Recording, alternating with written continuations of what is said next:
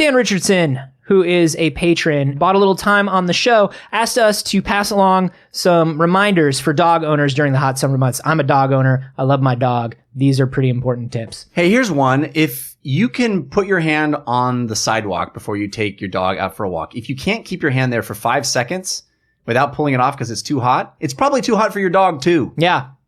So don't take your dog for a walk if you can't do the 5-second test. All their little paws. Thanks, Dan, for keeping dogs safe through our show. Just picture them trying to keep all their paws off the ground, and they can't do it because you can only lift a couple at a time because they're dogs. It's cute, but it's not safe.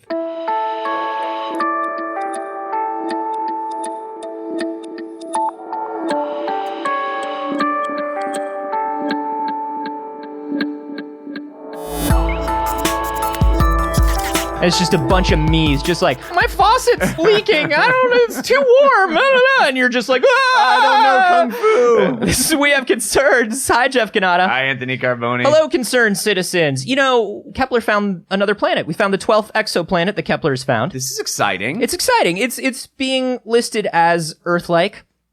Earth-like. Earth-like. The problem is there are a lot of ways something can be Earth-like, right? Yeah. It is in the Goldilocks zone for its star. Its star is very similar to ours. Right, like that.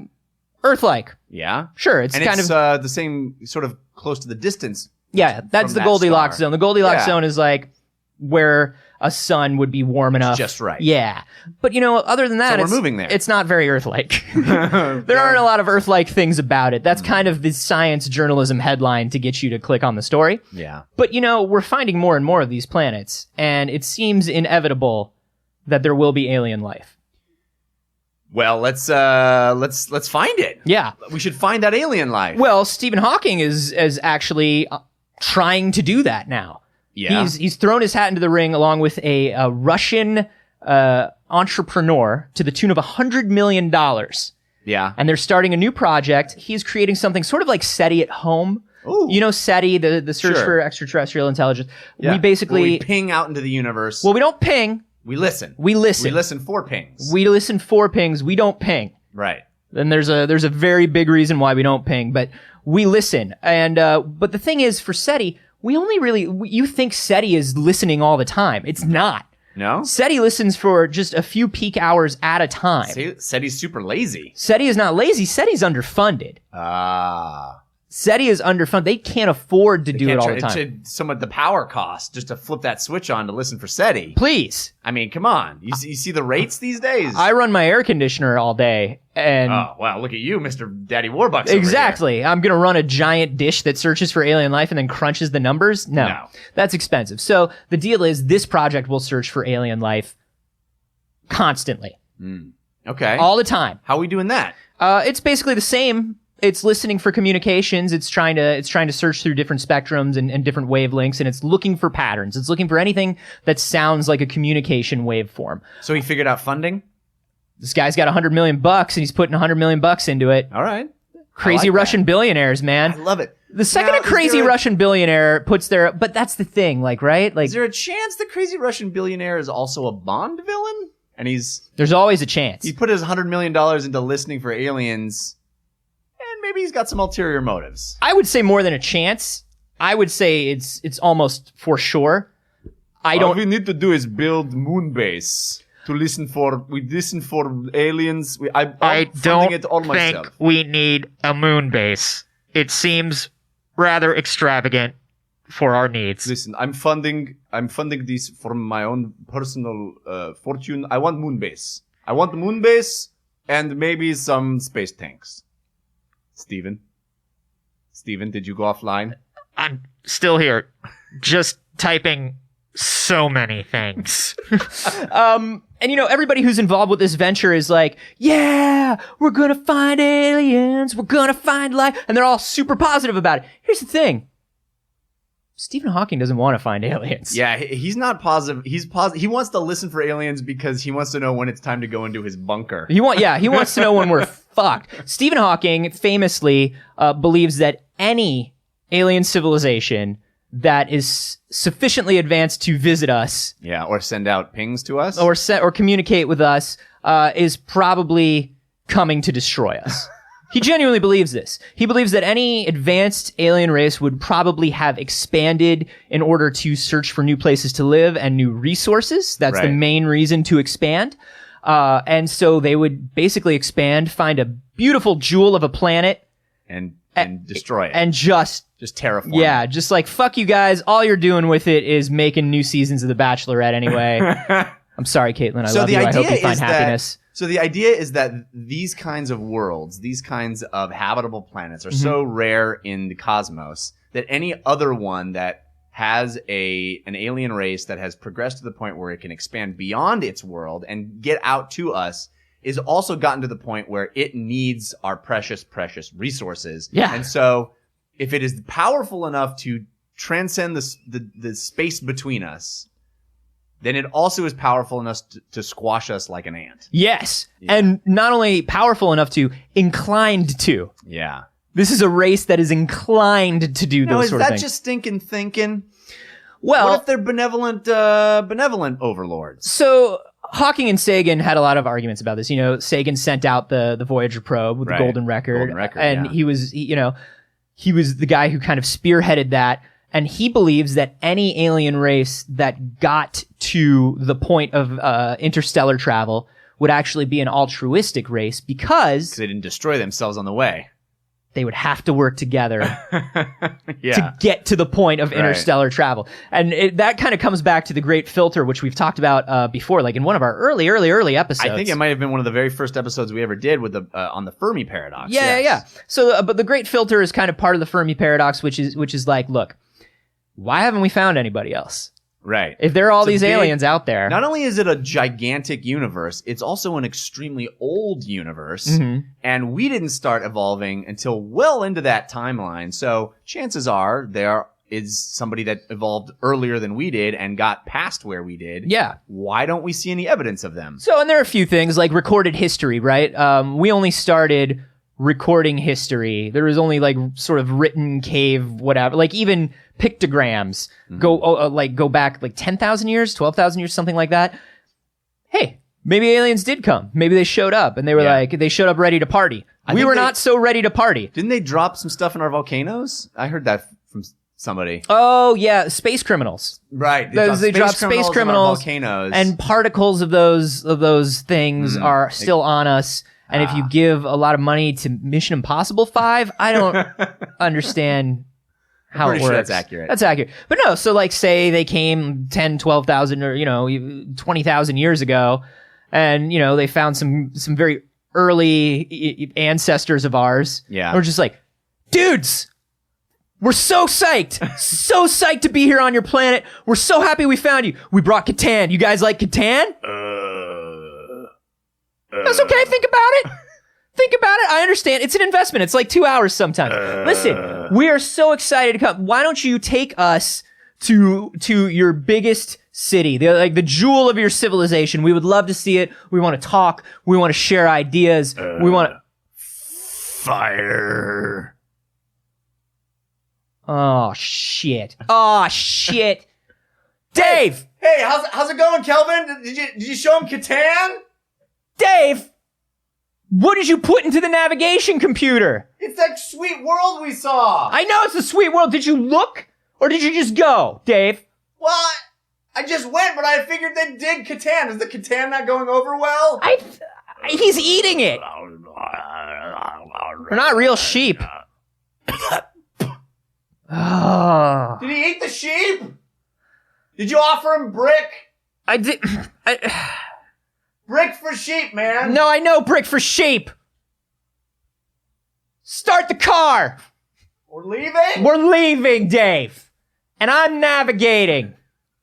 The universe is billions of years old. Yeah. It's entirely, we've crossed paths. Misconnections in the intergalactic Craigslist. They came here, it didn't go well, and then they just never came back? That doesn't seem very likely to me. No, that doesn't seem likely to a lot of people either. There are other theories where, like, hey, we are sort of like the Inuit. We're sort of like the Inuit when European explorers started coming to North America, right? The Inuit were there. Yeah. They're just ignoring us. They're kind of off we're so beneath their... Well, no, they're not ignoring. They're just not seeing because the Inuit are off in the northwest corner of the United States. Right. Took us a while to get there. That's the what Douglas Adams calls that the small, unremarkable part of the arm of the Milky Way galaxy. Exactly. We're like Arthur Denting right now. Yeah, exactly. It's like, yeah, it's out there, but it's like way out there, and it's really not worth going to. And in order for them to build an intergalactic bypass, then they might have to find us. Yeah, I mean, there's the whole idea, and this is very popular in sci-fi, where it's just like, oh, they're just waiting for us to be ready. Right. They're waiting. They won't interfere, Federation style. They're waiting for us to be. Fuck you. They're not waiting. I don't believe that one. Yeah. If they were out there, we would know. The other thing is like, hey, maybe our technology, we're searching for radio frequencies. We're searching for radio waves. Maybe they're laughing at us because we're searching for radio waves. Right. Maybe it takes them 37 years to say, hi, how are you? Right. They have a completely different time. Like, who knows? We're just searching with the wrong shit. Or they're sending us messages right now on in a method that we can't even read. One of the biggest ones, and something that Hawking kind of believes, is the Predator theory. Not Predator 2. Oh, good. Yeah, goodness. it's Not like the Danny Glover. No, one. not the Danny Glover one. He likes Predator and he likes Predators, and he enjoys some of the Dark Horse Alien vs. Predator stuff. Yeah, but not the film. Not the film. The film screwed it all. No. Yeah. Stephen Hawking has really good taste. But no, I'm not surprised. The Predator theory is like, yo, we're really dumb for listening and trying to find. But we're really good at killing shit? Because every other civilization is keeping their mouths shut because they know there's one big dog out there. If you yell, they come at you. They come at night mostly. Galactus is out there. Yeah. And the Eater of Worlds will come if he hears. It's like the deer in the woods who he's hanging out. There's a bear in the woods. He's not going to be like, everybody, there's a party in the woods. Hey! Look how supple my hindquarters are. Look at all those bright orange animals. I've never seen those. Hello? Hello? Oh! They brought a thing! I don't know what that's about. Hello? Come over here! What? That's so loud from all the way over there. They're so excited to see us. I have extra vegetables for you to eat. Yeah. I saved you a pine cone. You guys. Steven was so excited he just dropped dead. He's, Guys, can you help us? Our friend just dropped dead. You loud guys. That's kind of like what... that's kind of like one of the theories that Hawking sort of ascribes to is we are the deer that is just kind of wobbly trying to walk, and we don't want to attract any attention of predators. Well, that's why even Sagan is like, listen, SETI, searching, cool, listening, great. Yeah. But even Sagan was like, dude, we don't want to broadcast. We do not want to broadcast, because he literally said it was like being a tiny animal in a jungle that it doesn't understand screaming. It was like being that deer. Yeah. So don't be that deer. Chill for a second. Look around. Yeah. Get your bearings. Understand the jungle. And then you can start screaming in the jungle. So what is this plan that he has? He's now, we're going to be listening all the time. It's now has a lot more funding. This is 24/7 all the time. They're doing a distributed client as well, kind of like SETI did. So like you remember SETI at home. Yeah. Everybody was running that. They even want to do a mobile version that uses cycles on your phone. Sweet. Yeah, because that's in case you get a telephone call from an alien. I don't recognize this number. Hello? I can't understand you. Sorry. Can you give me directions to your home world that seems to have lots of water? Sure, man. I'll just send you. I'll drop a pin here, and I'll just send you the text you the coordinates. Do you have diamonds on your planet?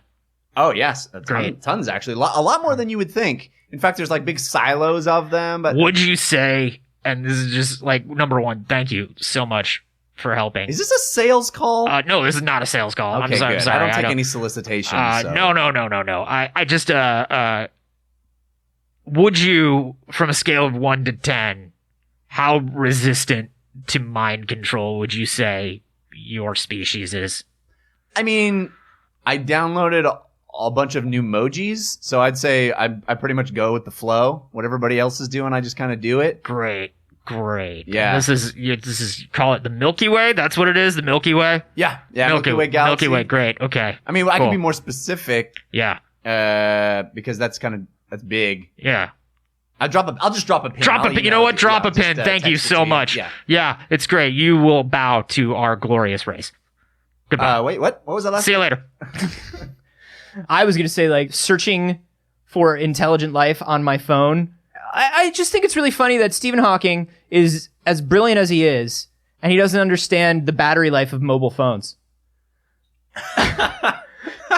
Stephen Hawking's like, yeah, this sounds like a great idea. Actually, Stephen Hawking probably is like, yeah, fuck you guys and your phone calls anyway. He's like, true. He doesn't always care. talking about bullshit and texting and whatever. Yeah. He's like, yeah, install this on your phones. I don't care if your phone lasts for an hour. I'm Stephen fucking Hawking. I have all those extra clock cycles that my battery's just gonna drain like a motherfucker. Yeah, who cares? Yeah. Who cares? He doesn't care. He doesn't care. He doesn't care about your bullshit. That Russian billionaire certainly doesn't care. He doesn't care about anything. Yeah. And I want to know what his ulterior motives are, because you're right. Like, I don't trust a Russian billionaire.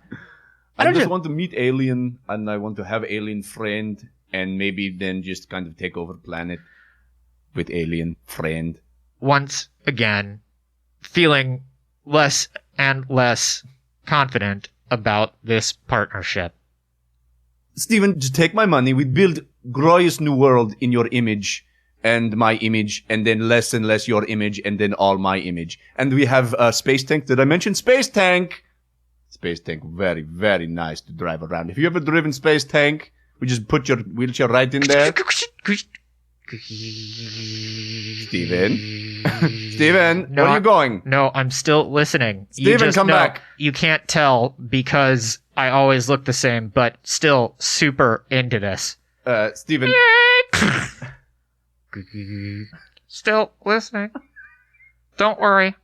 Very, very interested. Bye. I don't know. You seem more like a Sagan than a Hawking to me. Oh, for sure. I would be so thrilled if we found intelligent life in my lifetime. I dreamt of it as a child. I thought about it all the time. I mean, I'm a child of E.T. and Star Wars, and I was a sci-fi nut when I was a little kid. The idea, how much that would change on our planet just to have proof that there is other life in this galaxy, that'd be amazing. I think we would fuck it up. Well, there's no doubt we would fuck it up. I'm the sort of person that believes, like, maybe the alien race isn't terrible that comes. Like, maybe I don't believe entirely predator theory. I think there's probably a mix. I think you take everything on every scale, right? You take people in your town. Yeah. Some of them are really cool and some of them are shitheads. Right. Take everybody in the country, on a planet. I think it probably goes out there. And I think anybody who's, interstellar races, there's probably a mix of altruistic ones and shitty ones, you know? But I think whoever we meet, I kind of believe in Sagan's idea that we're just not ready. I don't think we're ready. Do you think we're ever going to be ready? I don't know. Because it does change everything in a way that I don't think a lot of people are ready for, because that's the sort of thing that shakes a lot of belief systems. Oh, every belief to the system. core. Yeah. To the core. And I don't think we as a society are ready for that. I don't think we can even How cool would that be? We can't even diplomatically deal with ourselves. Oh, I know. But then if you have, maybe it's sort of like another version of science fiction where if you have this common outside threat, all of a sudden the world unites and we're one people. You have to have a common outside threat for that, though, and that's no good. I mean, no, threat's a strong word. Force. Common outside force? Common outside thing? You're not convincing me that this is a good idea. Well, if you have a lot of inside force and lots of space tank, and then we can fight them. I don't know. I think there is definitely alien life out there. I think there has been alien life in the past, and there will be different alien life in the future. Like, I think the time scale of the universe, like, we've only been here for a few thousand years. I think the time scale of the universe is really weird. Yeah. And I mean, it's that Fermi paradox episode we did way back when. It's a terrifying prospect when you dig deep into it and realize it can really only mean bad things. that we haven't already known about something else. Yeah. universe. You go back and listen to that because we touch on the great filter, which is like, hey, we've either made it farther than everyone, or we haven't made it to the point where everybody self-destructs themselves yet. Yeah. And I think that's the thing is like, if there are other races out there, like are other alien species out there, like we're just not. I just don't think we're ready. I think we're close to the great filter. I think we come because we've nearly killed ourselves. We have nuclear weapons. We've unlocked that bit, and then the filter comes shortly after. We have nearly killed ourselves off. Yeah. So many times. Yeah. So many times. We've nearly destroyed ourselves so many times that I think we're getting close to that one defining moment when most civilizations destroy themselves. That's the thing. And I think until we get to that sort of point, I don't know, until we can deal with each other, I don't want to meet an alien. Fix the shit that's happening domestically before we I don't know. I like the fact that we're listening all the time now. I love that they're working on this because what if we don't just meet an alien? What if we just get an alien email? What if we just capture an alien? We don't have to meet it. We don't have to speak to it. We don't have to look directly in its eyes. Just shoot it. What if we just experiment on it? What if we just figure out what makes them different from us? Yeah. And then harvest their organs and maybe learn new technologies. What if we just hurt them a little? What if we just pinch them? We're not ready. Tickle. We're not ready. Tickle them. We're not ready. I don't know. How do you guys feel about this? Are we ready to meet alien life? And do you think we should? Yeah, that's the question. Should we be actively searching or just listening? You can let us know on Twitter. I'm at @Carboni. I'm at Jeff Canada. And you can hashtag those Space Tank. And hey, if you enjoy the show. Oh, man, I really like this show. I would hope so. Yeah, I would hope so. But if the people listening enjoy the show, there are two helpful things you can do for us. Let's be honest. There's a lot of helpful things they could be doing. I need a lot of help, but there are two main things that you can do for the show. The two biggest things you can do are go to Patreon, patreon.com/wehaveconcerns. Yeah. Support the show. That's how we make the show, through your support. And you can also go to iTunes or whatever platform you listen to the show on and give us a 5-star rating. Yeah, we appreciate those 5-star ratings. They help with discoverability for the show. They put us up in different categories. They put us on editorial like best of lists, and they help new concerned citizens find us. You know, they're going to ask you to write a review. Oh, you don't need to do that. That's a waste of your time. But what you can do is like in the space below, let us know if you met an alien, how would you experiment on it? What is your message for your alien friend? Yeah, what's your methodology for experimenting on an alien? Let us know. And we'll see you next time. Bye. Bye, aliens. I'm still here.